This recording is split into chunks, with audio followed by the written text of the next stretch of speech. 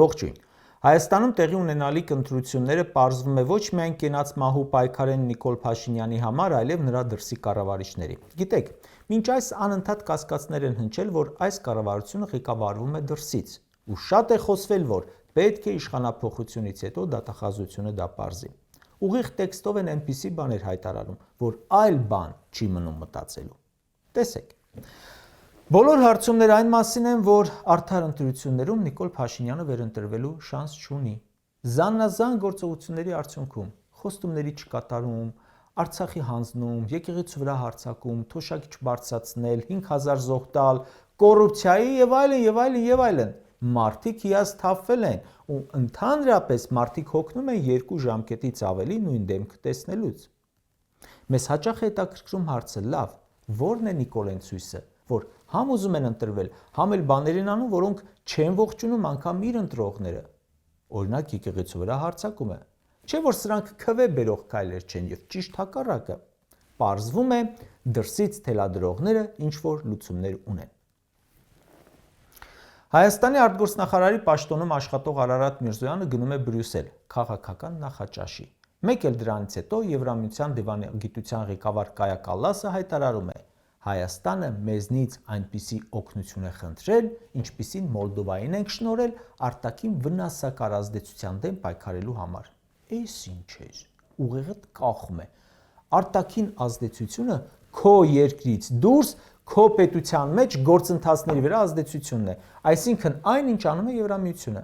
Հայաստանը արտաքին ազդեցություն է խնդրել արտաքին ազդեցությունը կանխելու համար, աբսուրդ չէ։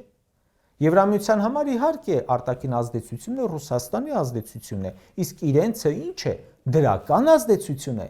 ով է ասում։ Իմ հիշողության մեջ նրանք Եվրամիությունը որտեղ ինչ ազդեցություն գործածել են, ունեցել են, այդ երկիրը կանգնել է մեծագույն խնդիրների առաջ, եթե ոչ աղետի, որևէ դրական բան ես որ չեմ հիշում, եթե հիշում եք ասեք։ Հիմա իսկ ո՞րն է Եվրամիության ուզածը։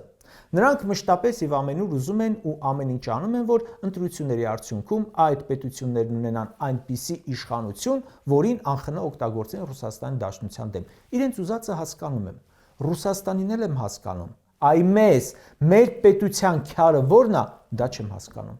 չեմ ընկալում։ Սա ըստ իրենց վստահության հենց այդ իշխանությունն է եւ ուրեմն ուզում են ոչ թե որպեսի արդար ընտրություն ապահովի, այլ որ այն պահպանվի, վերընտրվի եւ որպեսի պահպանվի, ասում են եկեք Մոլդովայի փորձը կրկնենք Հայաստանում։ Օրես Գերմանիայում էլ նույն բանն էին Նիկոլին առաջարկում Եվրամիության այլ պաշտոնյաներ։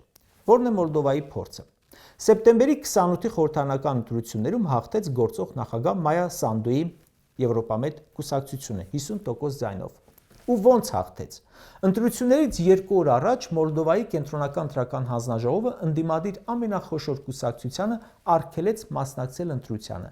Իսկ ընտրությունների նախորդ օրը երկրորդ խոշոր ընդդիմադիր կուսակցությանը երկուսին էլ մեղադրեցին իբր Ռուսաստանից ֆինանսավորում ունենալու մեջ անօրինական։ Այդ կուսակցությունները միասին տարբեր հաշվարկներով մոտ 40% ձայն ունեին։ Իշխանությունը խոչընդոտեց ռուսամետ բնակչությամբ Մերձդնեստրում քվեարկությանը։ Երկրից դուրս ապրող մոլդովացիները եւս քվեարկելու իրավունք ունեին, Եվրոպայում բնակվողներին հնարավորություն տրվեց քվեարկել, Ռուսաստանում բնակվող 100,000-ավոր մոլդովացիներին ոչ։ Արդյունքում 276,000 մոլդովացի արևմտյան երկրներից քվեարկեց, իսկ Ռուսաստանում բացվել էր ընդամենը 2 տեղամաս, ուր տրվել էր ընդամենը 10,000 քվեաթերթիկ։ Ահա այսպես չորով գեղավարի ժողովրդի խոսքով ասած։ Ու այսպես այս հայտարարությունների շնորհիվ ընտրվեց Եվրոմիության սրտի թեկնածուն։ Ու իրենք գնահատեցին ընտրությունները փայլուն, ազատ, արդար, թափանցիկ, իսկ Մոլդովայի իշխանություններին խորը ժողովրդավար։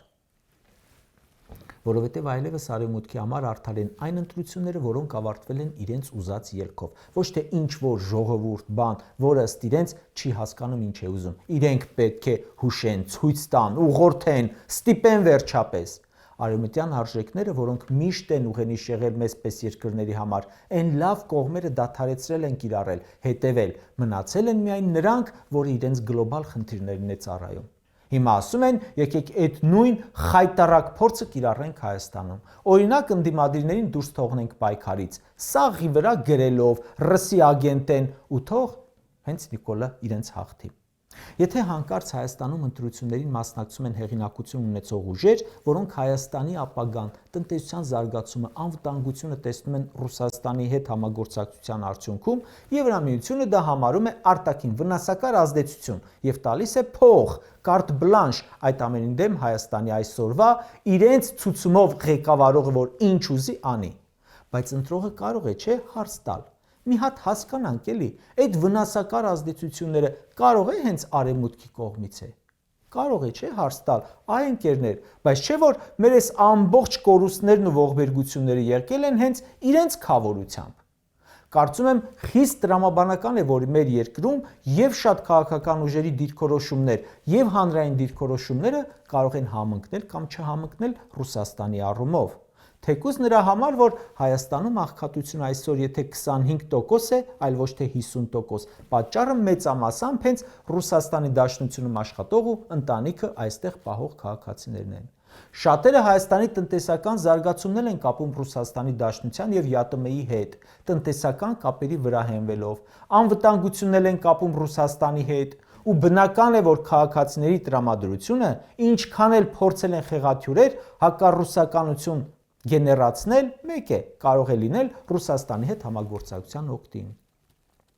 Հիմա քանի միլիոն եվրո էլ տակ հակառուսական հիստերիայի համար, պետք է մտածեք, որ դա ինչքան աշխատելու էր, աշխատել է արդեն։ Իրականությունը ախր այլ է, քարոզչությունից դուրս։ Ուրեմն մնում է Մոլդովայի փորձը, կացնային ձևով։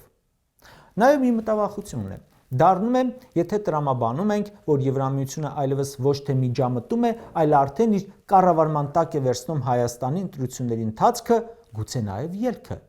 Նրանք ուզում են եւ ամեն բան անելու են, որ իրենց համար անակնկալ չլինի, իսկ թե ինչ է ուզում Հայաստանի քաղաքացին իրենց առհասարակ չի հետաքրքրում։ Պատկերացրեք մի պահ Ռուսաստանի արտգործնախարար Լավրովը հայտարարել, որ իրենք օգնություն ցույց կտան արևմուտքի վնասակար ազդեցությունների համար։ Պատկերացնում եք, ինչպես իրենց կճղեին նույն արևմտյան շրջանակները, իրենց այստեղի աշխատողները, թե հլը տեսեք, չար Պուտինը ձեռքները գցում է ինքնիշխան բաստիոնի վրա։ Արա արդեն ընտրությունների արդյունքն եք ուզում որոշեք, ընտրություններից 6 ամիս առաջ, ու դուք դեռ խոսում եք ժողովրդավարության կամ ինքնիշխանության մասին։ Գիտեք, Հայաստանում հատկապես 2020 թվականի պատերազմից հետո բազմաթիվ անգամներ եղել է խառը իրավիճակներ, ու ամեն անգամ, երբ Ռուսաստանի Դաշնության բարձր պաշտոնյաներից դիրքորոշումներ են հարցրել, պատասխանը եղել է հետևյալը. Հայաստանը մեր լավ բարեկամն է, մեր ռազմավարական գործընկերն է, բայց ինչ կատարվում է Հայաստանում, դա իրենց ներքին գործն է։ Ասում են, Հայաստանի իշխանությունը խնդրահարույց բաներ է անում, բայց դա իր ներքին գործն է, դա այդ երկրի ներքին գործն է։ Իսկ Եվրամիությունն ասում է, ինչ ներքին գործ, մեզ իշխանությունը դիմել է, ուզում է էլի ընտրվել, հարց չկա, կարևորը մեր կառավարման տակ լինես։ Չէ՞ որ Հայաստանի իշխանությունը ինքն է դիմել այդ կառավարման տակ հայտնվելու համար։ Արևմուտքը ասում է, փող ես ուզում, խնդիր չէ, արք ես 12 միլիոն եվրո, քաղ հասարակություն կոչվածին ու մեր ԶԼՄ-ներին տրամադրի ռուսների դեմ, արք ես 500 միլիոն եվրո Էլցանցդ միացրու Թուրքիային։ Սրանք էլ հանուն փողի ու իշխանության ամեն ինչի պատրաստ են։ Գերմանիայում սրանց հարց են տալիս. Գերմանիան եւ Եվրամիությունը ինչպես կարող են պաշտպանել ու աջակցել Հայաստանին քվեարկության ժամանակ ռուսական ազդեցությունից ու միջամտությունից պաշտպանել։ Ռուսաստանը, որ միջամտում է, այդ մասին չկա որևէ փաստ, հիմնավորում, բայց որ հենց Եվրամիությունն է միջամտում, այդ մասին կան ելույթներ։ Չմոռանամ շեշտել, որ արևմտյան այդ ազդեցությունը միայն Եվրամիության ազդեցությունը չէ, դա նաև թուրքական մեծ ազդեցությունն է, ու ինչպես 2022-ին Պրահայում այն ժամանակվա Եվրամիության ներկայացուցիչի միջնորդությամբ Արցախը հանձնվեց Ադրբեջանին, որ Հայաստանը փրկվի,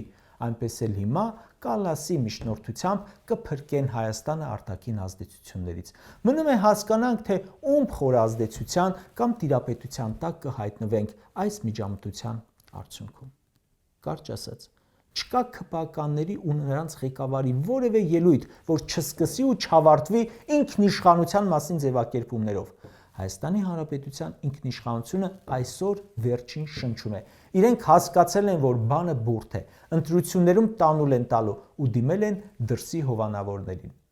Արևմուտքին Հայաստանը չի հետաքրքրել ժողովրդավարություն, աղքատություն, անվտանգային ճգնաժամ, ոչինչ չի հետաքրքրել։ Կարևորը Հայաստանը Ռուսաստանի դեմ օգտագործի։ Վրաստանին ուզում էին երկրորդ ճակատ բացել։ Չեղավ, բացում են Հայաստանում։ Հայաստանի իշխանությունն էլ պատրաստ է ամեն ինչի, մենակ թե ստանա փող եւ վերընտրվի։ Ժողովրդավարության, դիմակայունության, հիբրիդային պատերազմների եւ այլ խոսույթներով ուղղակի տանում է երկիրը չգոյության, պետականության կորստի։